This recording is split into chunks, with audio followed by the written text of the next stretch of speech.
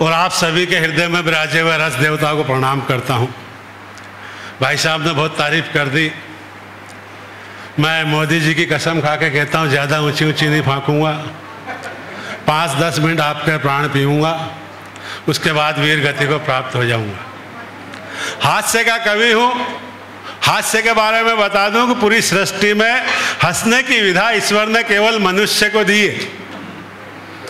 आपने कहीं किसी गधे को हंसते हुए नहीं देखा होगा, और कहीं कोई गधा हंसता हुआ दिखाई दे तो समझना कि वो मनुष्य हो रहा है, और कोई मनुष्य होके ना हंसे, इतना काफी है। भाई साहब ने सबकी पोल खोली, मैं भी जरा इनकी फाइल निपटा दूं। मैं उधार नहीं रखता। ये कह रहा था कि हमारे ज़माने में तो लड़की देखने की प्रथा ही नहीं थी, मेरी तो परिवार ही शादी हो गई।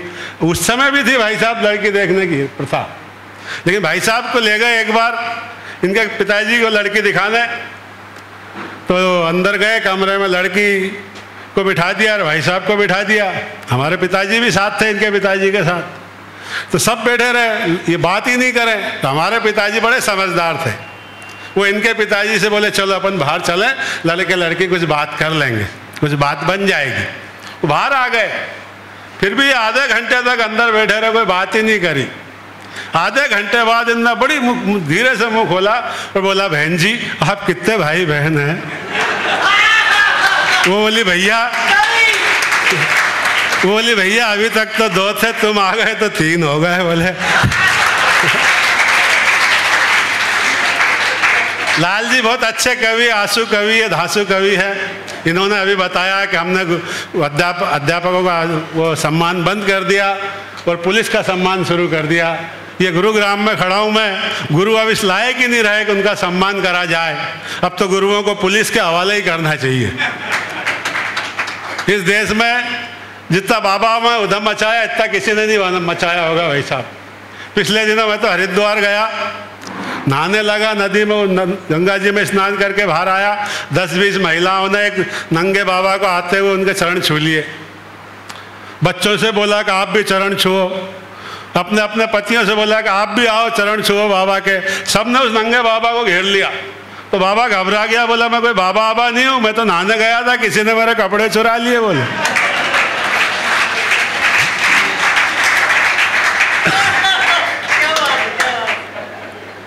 एक रचना आप तक पहुंचाऊं। ये माइक देवता को 4 पंक्तियां पहले समर्पित कर दूं। आवाज मेरी सुने, नजर माइक पर रखें, और जिन भाइयों को माइक दिखाई नहीं देता वो अपने चित्र पे, अपने स्मृति पटल पर माइक का चित्र अंकित कर लें। ये रेडियो तो बहुत अच्छा, आवाज़ भी अच्छी है। हमें तो कई बार मेले ठेले में ऐसे ऐसे ये माइक मिल जाते हैं कि बिल्कुल बीच में से हैंडल ही जाम हो जाता है। एक ऐसे कवि सम्मेलन में फंस गए तो रेडियो वाला बड़ा एक्सपर्ट था, 2 ईंट रखता था, कवि छोटा पड़ जाए तो कवि के नीचे लगा दे और माइक छोटा पड़ जाए तो माइक के नीचे लगा दे। ये भाई साहब भी रेडियो वाले बहुत बढ़िया हैं, टोपी लगा के बैठे, जरा खड़े हो जाओ।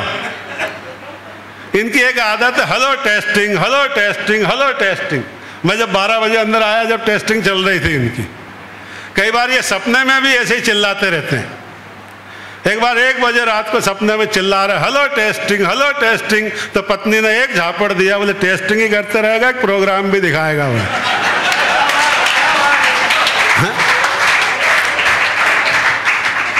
अभी मैं बाहर आया मंदिर में, जैसे मैं प्रवेश करा तो एक बोला कि कवि बुलाए थे, रावण कहाँ से आ गया? मैं कहता हूँ भाई साहब रावण बहुत विद्वान आदमी था।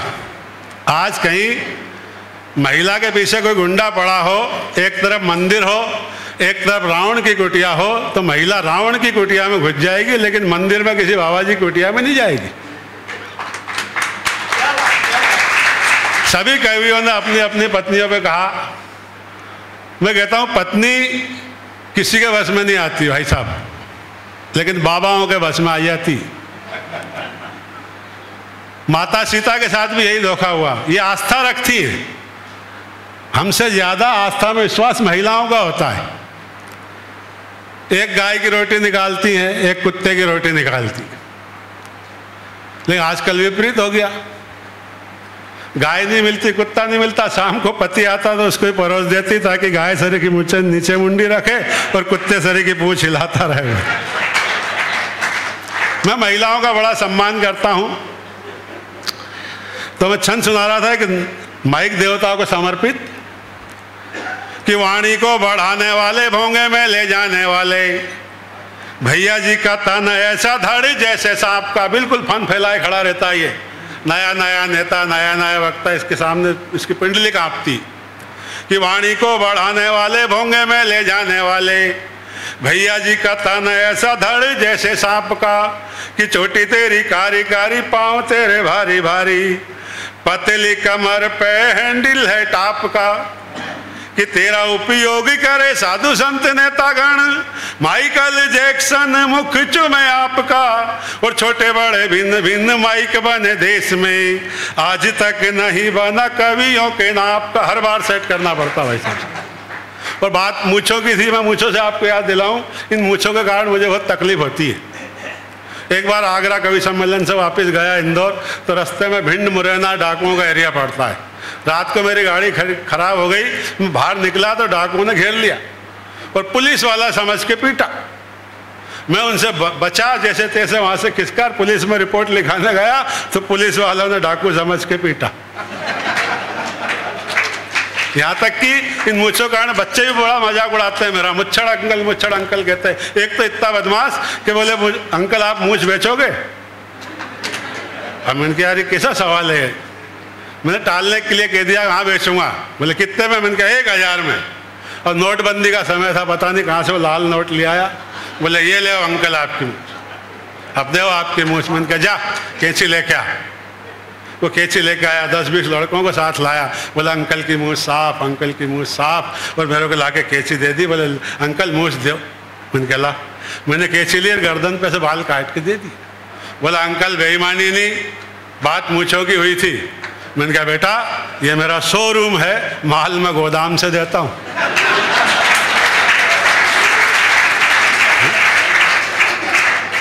बड़ी विचित्र स्थिति हो जाती है। एक बार मैं जयपुर से कवि सम्मेलन से आया, जिस कंपार्टमेंट में बैठा हुआ था मैं, एक 90 साल की महिला चढ़ी और मेरे को देख के घूंघट निकाल लिया। मैंने कहा माता जी मैं तो आपके पुत्र समान हूँ, मुझसे घूंघट क्यों? वो बोली तू तो पुत्र समान है, लेकिन तेरी ये मूंछ है ना, ये मेरे ससुरे समान है। यहाँ तक कि इन मूंछों के कारण मेरे ससुर जी शांत हो गए। उनको अंतिम समय था, बीमारी चल रही थी, बोले कंवर साहब एक बार आ जाओ आपके दर्शन कर लें, फिर पता नहीं दुनिया में रहें कि नहीं रहें। मैं भी कवि सम्मेलन में व्यवस्था कहीं से जैसे तैसे उस गांव में गया। रात का समय था, बस से उतरा, पैदल चलने लगा। गांव जहाँ एक 4-5 किलोमीटर अंदर ही था गांव। तो गांव की लाइट चली गई। तो गांव का जो सफाई कर्मी था वो कहीं उसके झोटे होते हैं गाड़ी में लगाने के, उसका इलाज करा के आ रहा था। उसने पहचान लिया, बोले यार कंवर साहब है। बोले चलो इस पे बैठ जाओ, कोई साधन तो है नहीं। अब वो उनके गांव का जमाई तो होता, इज्जत करने को तैयार बेचारा, और उसके पास जो साधन उपलब्ध हो वही दे कि झोटे पे बैठ जाओ। मैं भी थक गया 1 किलोमीटर चल के। मैंने कहा रात में कौन देख रहा, बैठ जाओ। वो अंधेरे में कब मेरे ससुर का घर आ गया पता ही नहीं चला। उसने जैसे ही कुंडी खड़खड़ाई वैसे ही लाइट आ गई। मेरे ससुर ने मेरे को भैंसे पे देखा और वहीं उनके प्राण निकल गए। बोले आ गए यमराज भाई। बड़ी विचित्र स्थिति हो जाती मुझसे।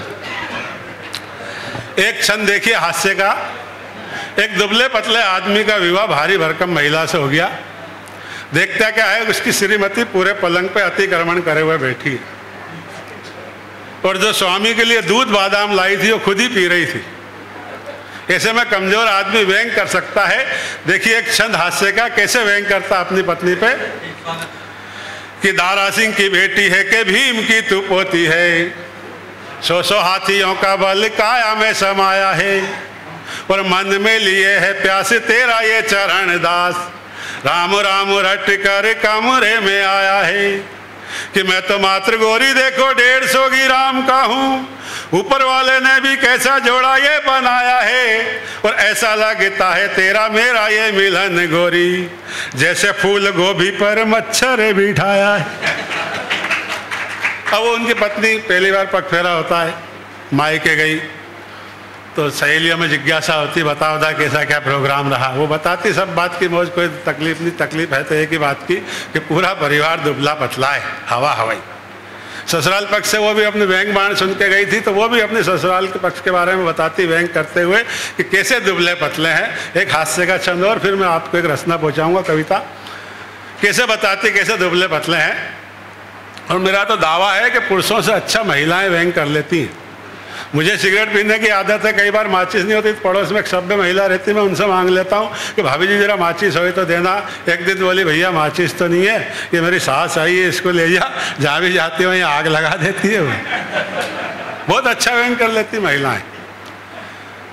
तो देखिए कैसे व्यंग करती है, कैसे परिवार के बारे में पूरा परिचय देती है कि नानदी है नल जैसी, सासू मेरी सीख जैसी, जेठानी है झाड़ू जैसी, करती बुहारा है, और देवर मेरा ढीलू ढीलू गाता रहे इलू इलू, सारे दिन गांव में वो फिरता आवारा है, और ससुरा है सखी मेरी बरेली के बांस जैसा, मुचमुंडा जेठ मेरा लगता कुआरा है, और जीजी तेरे जीजा जी की बात कहूँ तुझे कैसे, सूखे सूखे मेवे जैसा लगता छुआरा है।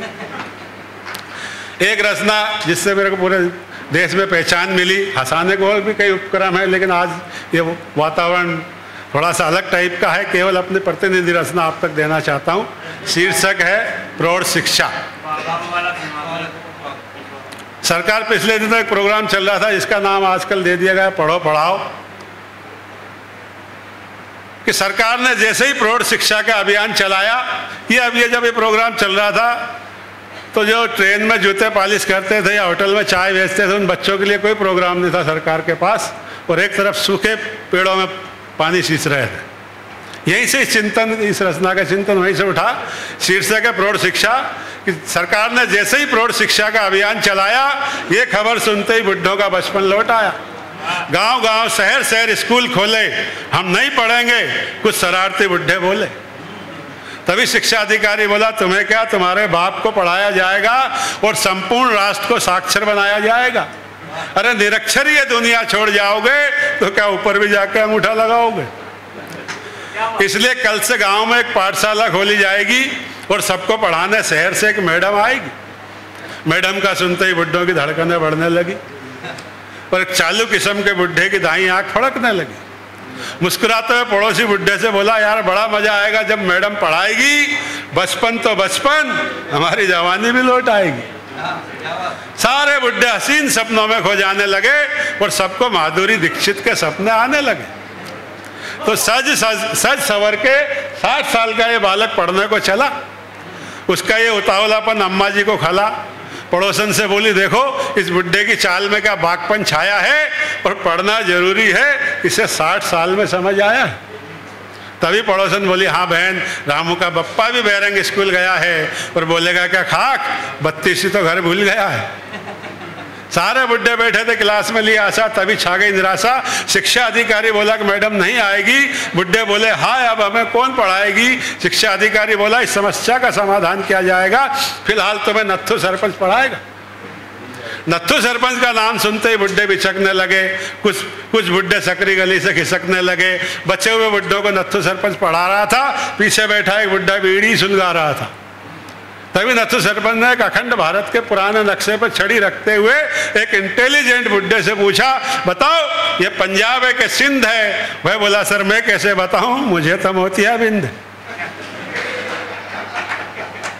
तभी नत्थू सरपंच ने अखंड भारत के फटे पुराने नक्शे पर छड़ी रखते हुए एक इंटेलिजेंट बुड्ढे से पूछा, बताओ ये पंजाब है कि सिंध है। वह बोला, सर मैं कैसे बताऊं, मुझे तो मोतियाबिंद है। तभी नत्थू सरपंच की नज़र बीड़ी पीने वाले बुड्ढे पे पड़ी। उसको दिखाई छड़ी। बोले, क्लास में बीड़ी पीते हो, शिक्षक का मजाक उड़ाते हो, बीड़ी बुझाओ, नहीं तो हमको भी एक बीड़ी पिलाओ। उसकी बीड़ी से अपनी बीड़ी सुलगाते हुए नत्थू सरपंच ने पूछा, अच्छा बुढ़ाओ ये तो बताओ कि स्त्री में छोटी ई की मात्रा लगेगी या बड़ी ई की।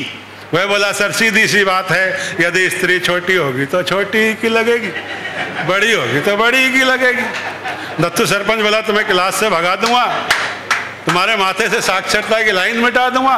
बुड्ढे बोले हमें क्लास से भगा दोगे, हमारे माथे से साक्षरता की लाइन मिटा दोगे।